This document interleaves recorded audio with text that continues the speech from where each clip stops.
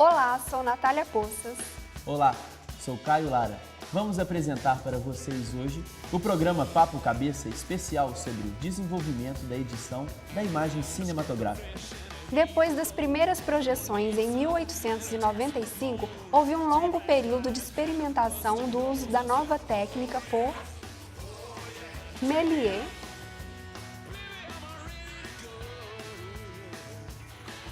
os irmãos Lumière e tantos outros diretores que foram transformando o cinema numa nova linguagem capaz de contar histórias por meio de uma técnica da narrativa do visual. Ao longo do programa de hoje, você vai conhecer os grandes diretores e saber quais foram suas principais contribuições para a formação da linguagem da imagem em movimento, ainda no período do cinema mudo.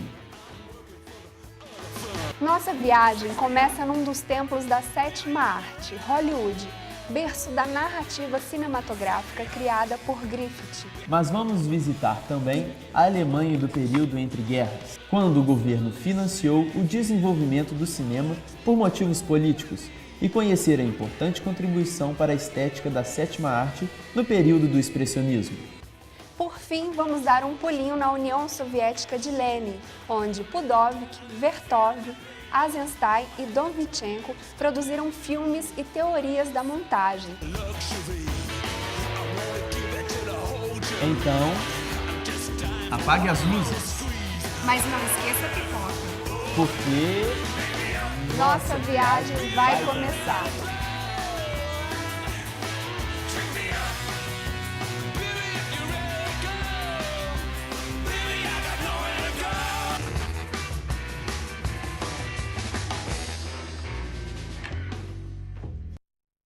as primeiras realizações do cinema pelos irmãos Lumière eram registros de situações cotidianas como a chegada de um trem à estação ou a saída dos funcionários da fábrica dos Lumière. A câmera não se movia e registrava em 1 ou 2 minutos um passeio a cavalo ou uma queda de um muro. Esses pequenos filmes eram apresentados em cafés de Paris e pequenas salas de exibição para divertimento das pessoas que estavam bebendo e conversando.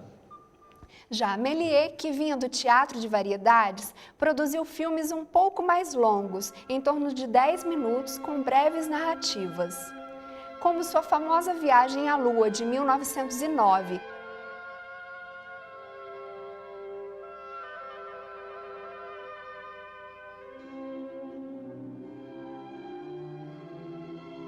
As exibições eram feitas ao acompanhamento de um instrumento, muitas vezes piano, além da apresentação de um narrador na época, o próprio Méliès, que ia descrevendo o desenvolvimento da história para que o público entendesse o que ocorria.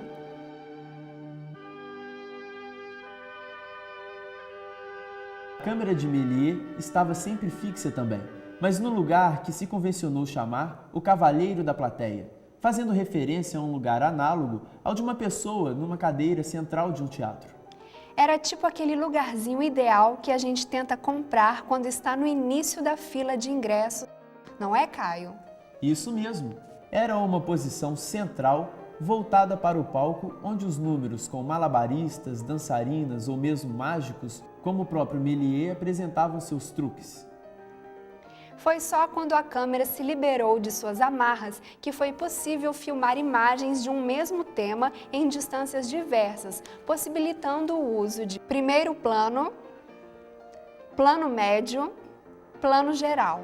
A sequência de planos que vão nos aproximando do ator ou nos afastando dele.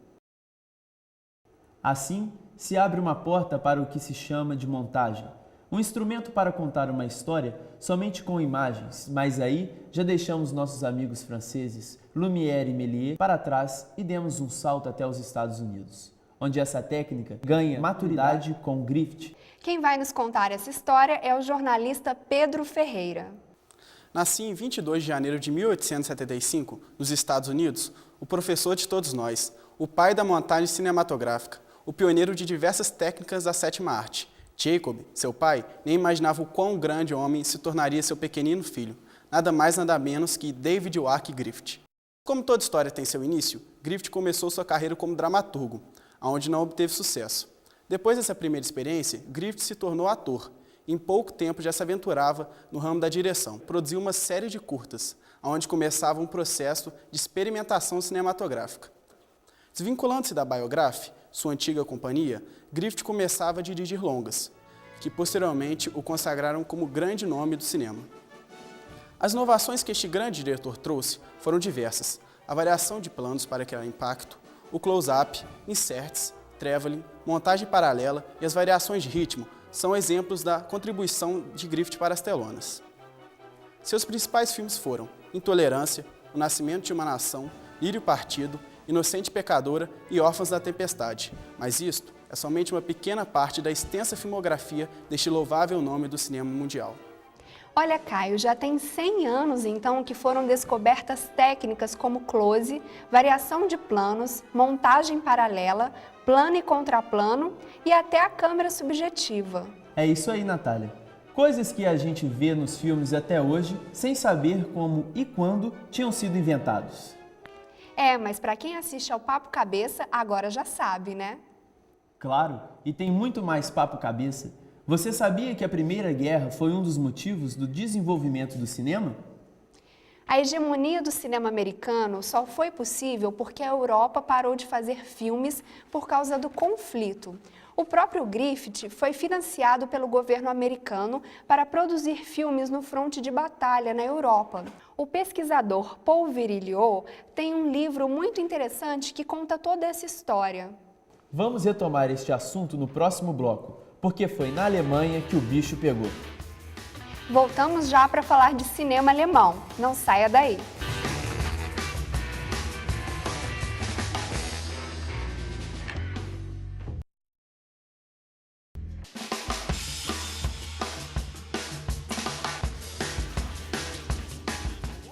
Depois que os americanos se aliaram aos europeus contra a Alemanha na Primeira Guerra, uma enxurrada de filmes falando mal do povo alemão varreu todo mundo. Nenhuma novidade, né? Hoje o cinema americano continua queimando o filme do inimigo, seja contra russos, alemães, cubanos e agora os árabes, que aparecem sempre malvadões nos filmes de aventura ou de guerra. Só em 1968, quando a guerra do Vietnã estava pegando fogo, a Força Aérea Americana produziu 148 filmes e colaborou colocando equipamentos, tanques e helicópteros à disposição de diretores que quiseram retratar o conflito segundo uma ótica favorável aos americanos. Pois a estratégia surgiu na Primeira Guerra, 1917-1918, quando o governo americano criou o Comitê de Informação Pública para controlar filmes e notícias. Para combater a propaganda do cinema americano, o governo alemão proibiu então a entrada de filmes estrangeiros no país e injetou dinheiro na indústria cinematográfica nacional, criando também, em 1917, a UFA, uma empresa estatal que construiu então os maiores estúdios cinematográficos do mundo em Berlim, para produzir filmes favoráveis à Alemanha. Deixando a discussão política de lado, quem saiu ganhando foi a sétima arte, porque além dos filmes ideológicos, também sobraram recursos e inspiração para criar um dos períodos mais férteis do cinema, o expressionismo alemão. Vamos conhecer dois dos principais autores do período, Robert Wiene e Friedrich Murnau, e ver como eles contribuíram com o desenvolvimento da edição da imagem em movimento. Distorção de cenários e personagens, ângulos acentuados e contornos sombrios. São essas as principais características do expressionismo alemão.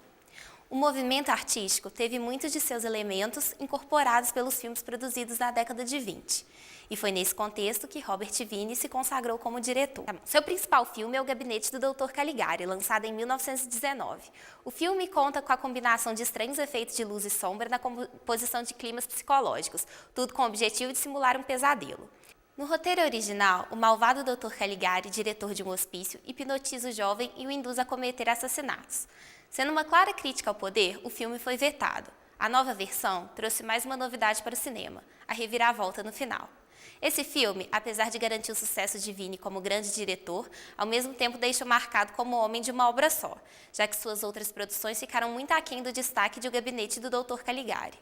Os cenários do filme, criado por pintores expressionistas, ainda existem e fazem parte do acervo do Museu do Cinema em Rilangua, em Paris. Que virada na história do cinema, hein, Caio? Foi como se a tela cinematográfica passasse a ser tratada a partir de então como uma tela de pintura, registrando uma estética sofisticada produzida em estúdio com técnicas teatrais de encenação e drama. E tudo isso, junto com histórias ricas em termos de narrativa, foi mesmo uma revolução. Mas os alemães ainda iriam dar ao mundo uma das mais importantes descobertas da evolução do cinema. Vamos ver qual foi a partir da obra de um dos cineastas mais importantes do período, Murnau. Friedrich Wilhelm Murnau foi um dos mais importantes realizadores do cinema expressionista alemão e do Kammerspiel. O expressionismo alemão é marcado pela distorção de cenários e personagens através da maquiagem, dos recursos de fotografia e de outros mecanismos com a finalidade de expressar a maneira como os realizadores viam o mundo. Já o Kammerspiel é uma corrente dentro do expressionismo que valoriza pouco o uso de falas e o foco na personalidade dos personagens. Não há luz nos filmes de Murnau que não seja muito bem justificada e integrada à cena. Em A Última Gargalhada, podemos observar uma evolução da luz no filme, que começa inicialmente muito iluminado, quando o protagonista ainda se sente importante, desempenhando seu trabalho como porteiro. Esse foi o primeiro filme a trabalhar com uma câmera portátil. Na primeira cena do filme, o cinegrafista faz a tomada andando de bicicleta pelo hall do hotel.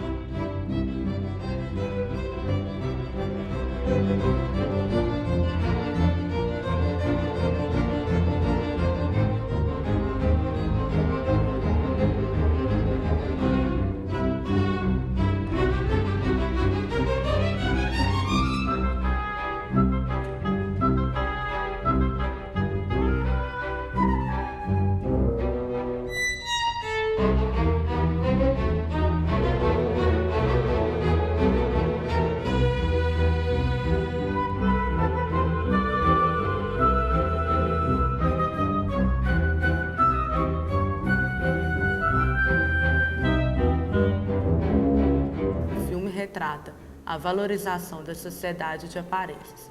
Murnau também produziu outros filmes, como Nosferatu, uma sinfonia de horrores, 1922, utilizando temas sombrios e personagens bizarros, faz uma distorção da imagem devido a um excesso na dramaticidade, na atuação e na maquiagem, recriando o imaginário urbano. É baseado no romance Drácula, de Bram Stoker, embora com nomes de lugares adulterados. É mais conhecido como Kammerspiel, o drama Kammer, que tem influência no teatro de câmara e representa a classe trabalhadora. Outra produção de Murnau é Fausto, de 1926, em que Deus e o diabo estão em guerra pelas almas na Terra. Para equilibrar a disputa, decidem aliciar a alma de Fausto, um brilhante alquimista. Após uma praga, o diabo envia à Terra Mefisto para aliciar a alma de Fausto, primeiro com a promessa de parar a praga e depois com a promessa da juventude eterna. Fausto vende sua alma para o diabo em troca da juventude. Há todo um trabalho com a luz no filme como no plano que Fausto vê Margaride, primeiro na igreja e mais tarde em casa, e no exterior durante a tempestade, quando já está sozinho. Que sacada, hein? Parece ser a coisa mais simples do mundo para quem olha o cinema de hoje. Tirar a câmera do lugar e utilizar o movimento como forma expressiva. Mas alguém tinha de fazer isso pela primeira vez. E demorou praticamente 25 anos até que se percebesse que era possível ganhar recursos novos no cinema, utilizando o movimento de câmera. Hoje usamos as técnicas de travelling para frente, para trás, lateral, câmera no ombro, plano sequência, zoom, distorção de lentes. São instrumentos expressivos da imagem em movimento. A ideia vem de lá, do cinema mudo. Os produtores de Hollywood ficaram tão impressionados com as inovações do cinema alemão entre 1919 e 24 que resolveram levar os melhores técnicos, artistas e diretores alemães para lá. Não foi muito difícil, visto que a Europa inteira vivia a crise do entreguerras.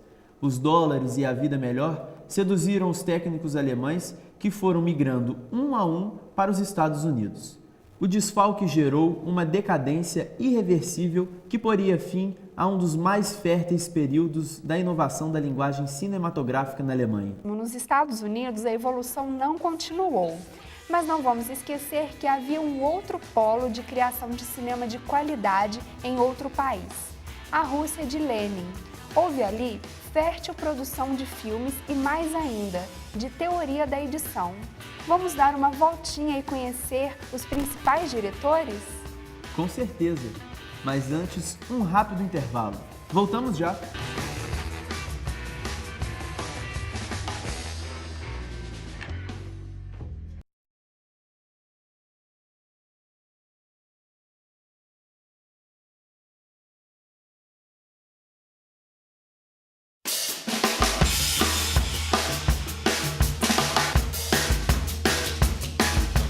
Estamos de volta para falar nesse bloco de 4 importantes diretores do cinema russo.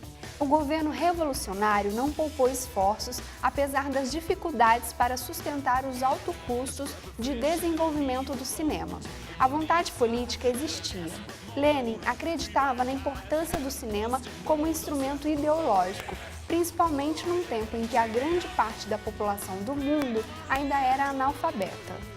O primeiro diretor que veremos é Pudovkin, cineasta e, mais do que isso, o primeiro autor a criar uma teoria da montagem. Theo Pasquini nos conta como foi.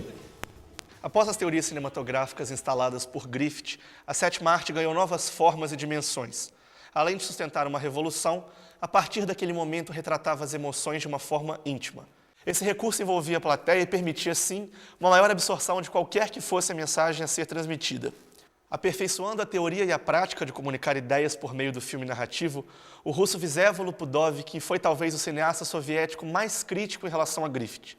Sua teoria se baseava no fato de que cada plano do filme é como um tijolo da construção fílmica e que, por isso, o material ordenado sobre determinado ponto